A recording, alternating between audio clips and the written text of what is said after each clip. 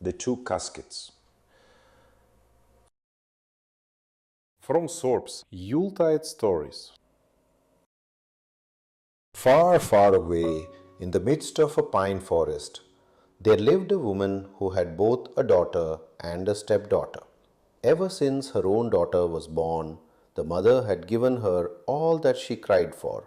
So, she grew up to be as cross and disagreeable as she was ugly. Her stepsister, on the other hand, had spent her childhood in working hard to keep house for her father, who died soon after his second marriage. And she was as much beloved by the neighbors for her goodness and industry as she was for her beauty. As the years went on, the difference between the two girls grew more marked, and the old woman treated her stepdaughter worse than ever, and was always on the watch for some pretext for beating her or depriving her of her food.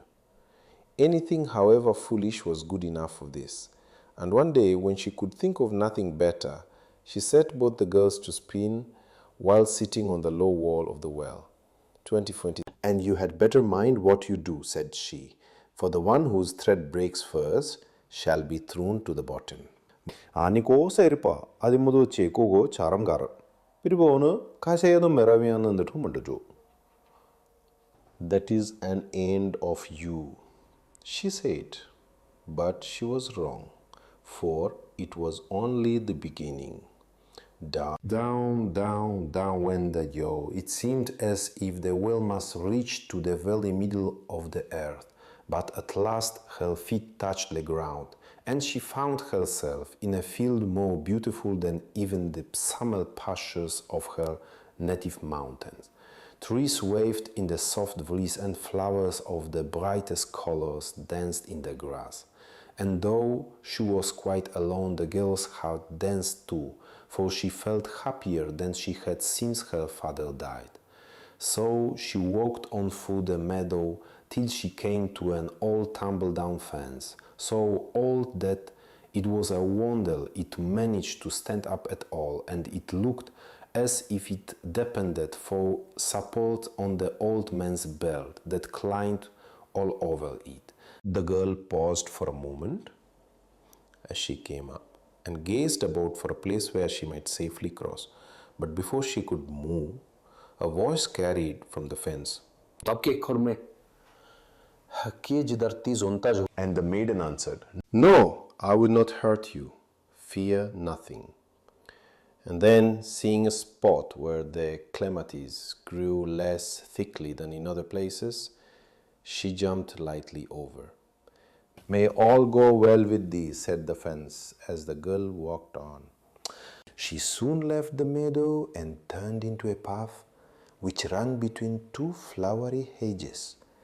Right in front of her stood an oven, and through its open door she could see a pile of white loaves. Eat as many loaves as you like, but do me no harm, little maiden, quoth the oven.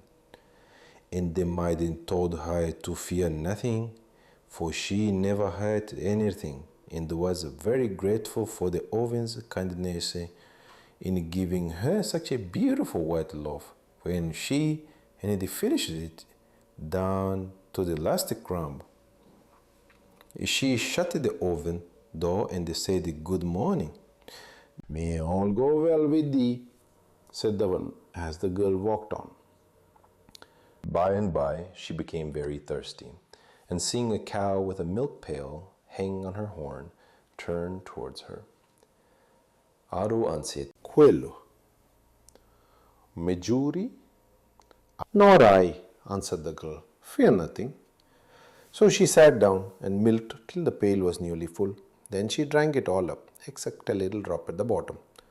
Now throw any that is left over my hoofs, and hang the pail on my horns again, said the cow. And the girl did as she was bid, and kissed the cow on her forehead, and went her way. Many hours had now passed since the girl had fallen down the well, and the sun was setting. Where shall I spend the night? Thought she. And suddenly she saw before her a gate which she had not noticed before, and a very old woman leaning against it. Zwei Presten, good evening, said the girl politely, And the old woman answered, "Good evening, my child. Would that everyone was as polite as you? Are you in search of anything?" "I am in search of a place," replied the girl. And the woman smiled and said, "Then stop a little while and comb my hair, and you shall tell me all the things you can do." "Willingly, mother," answered the girl. And she began combing out the old woman's hair, which was long and white. Half an hour passed in this way, and then the old woman said, "As you did not think yourself too good to comb me, I will show you where you may take service. Be prudent and patient, and all will go well." So the girl thanked her and set out for a farm at a little distance, where she was engaged to milk the cows and sift the corn. As soon as it was light next morning, the girl got up and went into the cow house. "I'm sure you must be hungry," said she, patting each in turn. And then she fetched hay from the barn, and when they were eating it, she swept out the cow house and strewed clean straw upon the floor.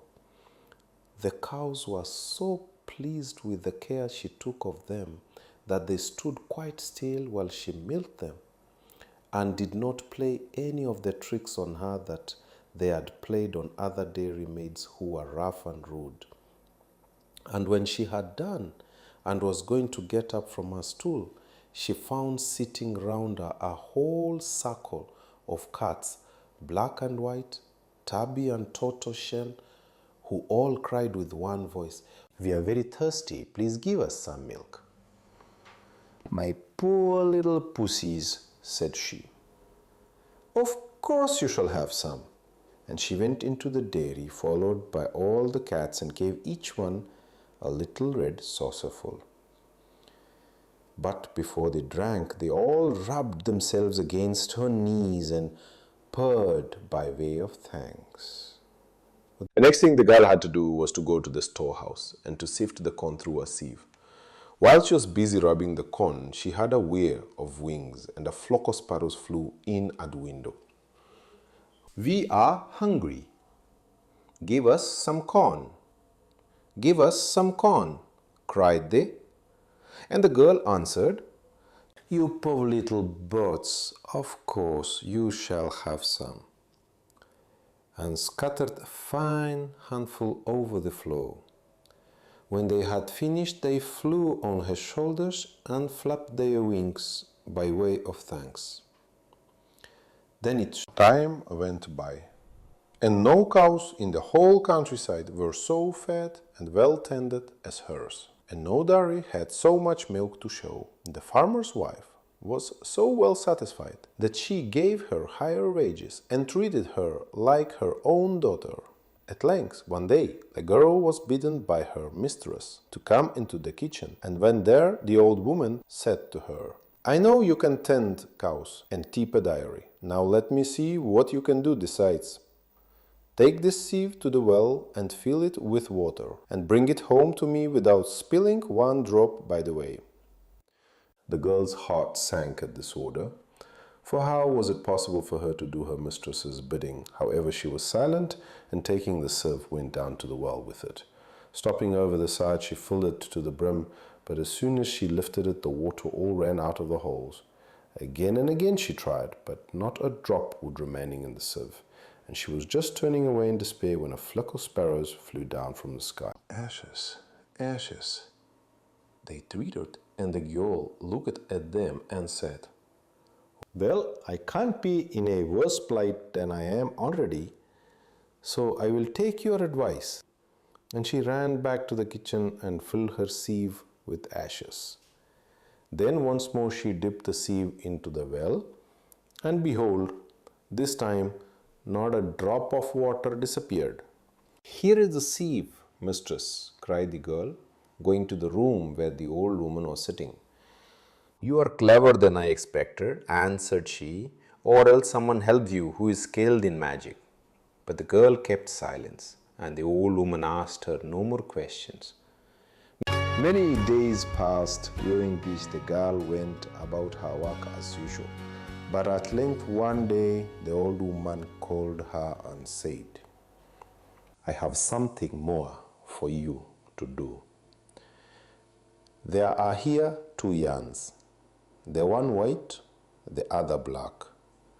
What you must do is to wash them in the river till the black one becomes white and the white black." And the girl took them to the river and washed hard for several hours. But wash as she would, they never changed one whit. "This is worse than the sieve," thought she, and was about to give up in despair, when there came a rush of wings through the air, and on every twig of the birch trees which grew by the bank was perched a sparrow. "The black to the east, the white to the west," they sang all at once, and the girl dried her tears and felt brave again. Picking up the black yarn, she stood facing the east and dipped it in the river, and in an instant it grew white as snow. Then, turning to the west, she held the white yarn in the water, and it became as black as a crow's wing. She looked back at the sparrows and smiled and nodded to them, and flapping their wings in reply, they flew swiftly away. At the sight of the yarn, the old woman was struck dumb, but when at length she found her voice, she asked the girl what magician had helped her to do what no one had done before. But she got no answer, but the maiden was afraid of bringing trouble on her little friends. For many weeks the mistress shut herself up in her room, and the girl went about her work as usual. She hoped that there was an end to the difficult task which had been set her. But in this she was mistaken, for one day the old woman appeared suddenly in the kitchen and said to her, "There's one more trial to which I must put you, and if you do not fail in that, you will be left in peace for evermore. Here are the yarns which you washed. Take them and weave them into a web that is as smooth as a king's robe, and see that it is spun by the time that the sun sets." "This is the easiest thing I have been set to do," thought the girl, who was a good spinner. But when she began, she found that the skein tangled and broke every moment. "Oh, I can never do it," she cried at last, and leaned her head against the loom and wept. But at that instant the door opened, and they entered one behind another, a procession of cats. "What is the matter, fair maiden?" asked they. "The girl answered, "But my mistress has given me this yarn to weave into a piece of cloth, which must be finished by sunset, and I have not even begun yet, for the yarn breaks whenever I touch it." "If that is all, dry your eyes," said the cats. "We will manage it for you." And they jumped on the loom and wove so fast and so skillfully that in a very short time the cloth was ready, and was as fine as any king ever wore. The girl was so delighted at the sight of it that she gave each cat a kiss on his forehead as they left the room behind one the other as they had come. "Who has taught you this wisdom?" asked the old woman, after she had passed her hands twice or thrice over the cloth and could find no roughness anywhere. But the girl only smiled and did not answer. She had learned early the value of silence. After a few weeks, the old woman sent for her maid and told her that as her year of service was now up, she was free to return home, but that for her part the girl had served her so well that she hoped she might stay with her. But at these words the maid shook her head and answered gently, I have been happy here, madam, and I thank you for your goodness to me. But I have left behind me a stepsister and a stepmother, and I am fain to be with them once more. The old woman looked at her for a moment, and then she said, "Well, that must be as you like. But as you have worked faithfully for me, I will give you a reward. Go now into the loft above the storehouse, and there you find many caskets. Choose the one which pleases you best, but be careful not to open it till you have set it in the place where you wish it to remain." The girl left the room to go to the loft, and as soon as she got outside, she found all the cats waiting for her. Walking in procession, as was their custom, they followed her into the loft, which was filled with caskets, big and little, plain and splendid. She lifted up one and looked at it, and then put it down to examine another, yet more beautiful. Which should she choose?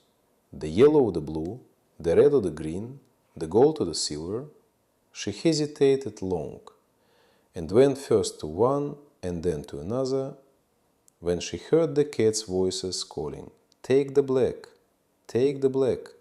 The words make her look round. She had seen no black casket, but as the cats continued their cry, she peered into several corners that had remained unnoticed, and at length discovered a little black box, so small and so black that it might easily have been passed over. Ese casket watu akana mlimiti. Misigyo kwazo uminimineza sasa kanye tu kama imi. Na kwa smali lizi lepika posa waba ewu ubaba ukope kama nuabala ubala. Aka kaza tu kalum kwa meni umlapi. She walked on and on and on till she reached the flowery meadow. And there, suddenly, something happened. She never knew what. But she was sitting on the wall of the well in her stepmother's yard. Then she got up and entered the house. Bromte. The woman and her daughter stared as if they had been turned into stone, but at length the stepmother gasped out, "So you are alive after all? Well, luck was ever against me. And where have you been this year past?" Then the girl told how she had taken service in the underworld, and beside her wages had brought home with her a little casket which she would like to set up in her room. "Give me the money and take the ugly little box off to the outhouse," cried the woman, beside herself with rage, and the girl, quite frightened at her violence, hastened away, with her precious box clasped to her bosom. Dikkad na verf på en slate karak. Kai rolle det eller var det understöd den skulle dalla. அப்புறம் பிரியன் நடித்தமை ஜோர் எல்லாம் சூக்கசுக்கு रोज पागयो Kitne ariyo യേട്ടിവങ്കരി India. तुमने को रे पाडे के मसारेम फूरको इंदरलम ചുണ്ടർക്കോ എല്ലാം full വരപ്പോയി അരിപ്പേരാവന്നെ താടിയതെ എല്ലാം പറപ്പന്നി വെച്ചില്ല വേള. Now I may open it, she said to herself, and unlocking it with a key which hung to its handle, she raised the lid, but started back as she did so, almost blinded by the light that burst upon her. No one would ever have guessed that that little black box could have held such a quantity of beautiful things. Rings, crowns, girdles, necklaces, all made of wonderful stones, and they shone with such brilliance that not only the stepmother and her daughter, but all the people round came running to see if the house was on fire. Of course, the woman felt quite ill with greed and envy, and she would have certainly taken all the jewels for herself had she not feared the wrath of the neighbors who loved their stepdaughter as much as they hated her. But if she could not steal the casket and its contents for herself, at least she could get another like it, and perhaps a still richer one. So she bade her own daughter sit on the edge of the well, and threw her into the water, exactly as she had done to the other girl. And, exactly as before, the flowery meadow lay at the bottom. Yokako pariasi umpari sebuatalasa kadieta atalia kulia ojoka tatalia kialia karakania lia karaka duzabi manu walau na peahara na pari tambi kileborui aprat tansati haki de lab nugrulu kata sako nalichimanga kerakania letar koe mopari kiagamka ratua namana kapo tisima amulela kamua leva ko namai katatu apedea pulia apadea karumaka ali hom luorea de maka bema alanamara se ko wala heta kolia kola sema duesa kuari ugrari kuari tuasiaki tami odala ugrari kona upa ako duda oke ba kareke odalake amok helageka kareke homo ugrote ona yina sama saungai kuari chea korau chiraduahi uto pereke kaku pari duete Tuate tolui kate homo heli kaue kamatamite tuma kuari o sako heli karko kina kata yua sa kue duea kaku duea diaka kote shona. Towards evening, she reached the spot where the old woman was leaning against the gatepost. But she passed her by without a word. "Have you no manners in your country?" asked the crone. "I can't stop and talk. I am in a hurry," answered the girl. "It is getting late and I have to find a place." "Stop and comb my hair for a little," said the old woman, "and I will help you to get a place." "Comb your hair indeed! I have something better to do than that." And slamming the gate in the crone's face, she went her way. And she never heard the words that followed her. "You shall not have done this to me for nothing." By and by, the girl arrived at the farm, and she was engaged to look after the cows and sift the corn as her stepsister had been. But it was only when someone was watching her that she did her work. At other times, the cow house was dirty and the cows ill-fed and beaten, so that they kicked over the pail and tried to butt her. And everyone said they had never seen such thin cows or such poor milk. As for the cats, she chased them away and ill-treated them, so that they had not even the spirit to chase the rats and mice, which nowadays ran about everywhere. And when the sparrows came to beg for some corn, they fared no better than the cows and the cats, for the girl threw her shoes at them till they flew in a fright to the woods and took shelter amongst the trees.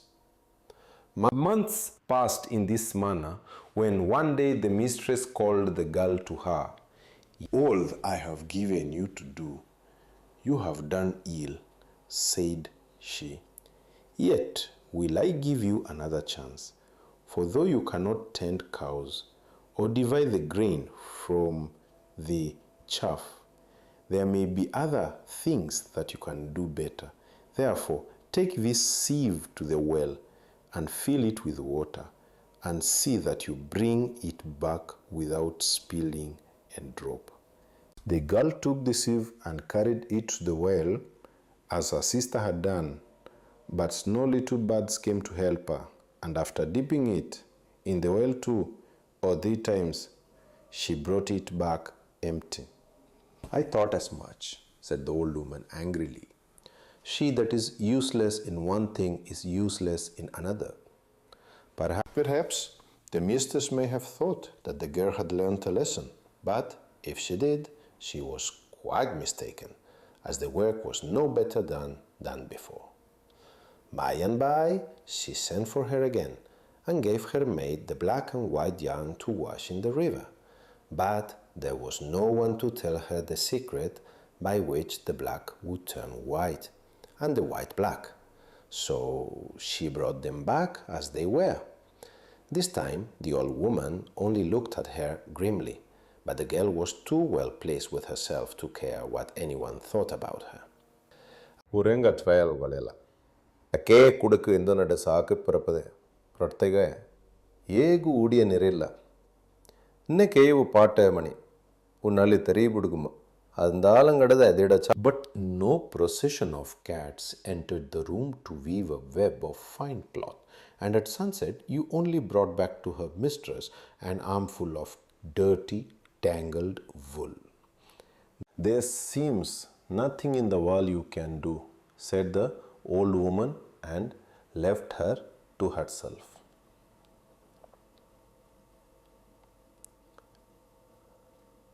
Soon after this, the year was up, and the girl went to her mistress to tell her that she wished to go home. Little desire have I to keep you, answered the old woman. For no one thing have you done as you ought. Still, I will give you some payment. Therefore, go up into the loft and choose for yourself one of the caskets that lies there. But see that you do not open it till you place it where you wish it to stay. This was what the girl had been hoping for. And so rejoiced was she, that without even stopping to thank the old woman, she ran as fast as she could to the loft. There were the caskets, blue and red, green and yellow, silver and gold. And there in the corner stood a little black casket, just like the one her stepsister had brought home. If there are so many jewels in that little black thing, this big red one will hold twice the number, she said to herself. And snatching it up, she set off on her road home without even going to bid farewell to her mistress. See, mother, see what I have brought, cried she, as she entered the cottage, holding the casket in both hands. We can say,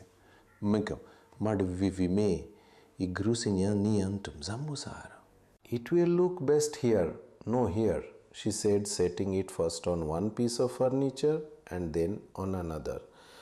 No, after all, it is too fine to live in a kitchen. Let us place it in the guest chamber. ಪಾಟಿಗೆ ಮುದುರಿ ಓರು ಪಚ್ಚಂಬರಿ ಪಾಚಿ ಅಪ್ಲೆ ಅಪ್ಲದೆ ಇಪ್ಪೊಕಡ್ತಿರಿವಿ ಇದಕ್ಕೆ ಅವಂಕ Bria ಎಂಡದು ei hoto kafe ashuve hinko oi na la hashdam za fina zum hafa pe atna chukte buko ashu we niat bo shfa kada bazu ale ma